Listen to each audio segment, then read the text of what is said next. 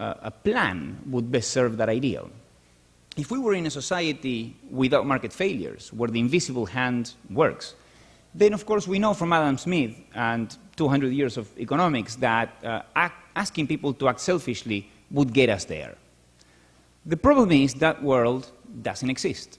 We live in a world where market failures do exist, and on top of that, government failures exist. So of course the other trick is typically to say, well, this is not my problem, let the government fix it. But that is the same as saying, let the market fix it. But the whole reason why we are here is that we know markets and governments fail. And the question is, what do we do when those two guys fail?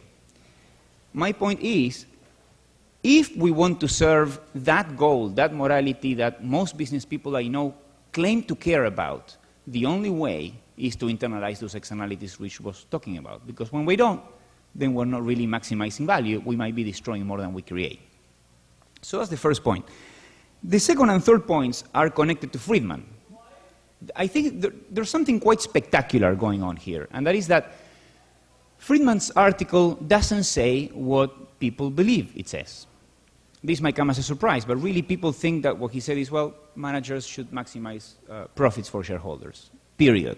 Now, if you actually read this stuff, there's an advantage to actually reading it. It says something else.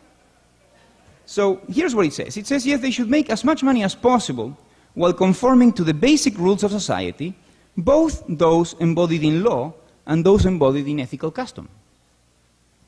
That's quite different. So that is not saying managers or shareholders, for that motive, should follow a program of unconstrained profit maximization where they choose a quantity to be produced to maximize profits. They should follow a constrained profit maximization program, where the constraints are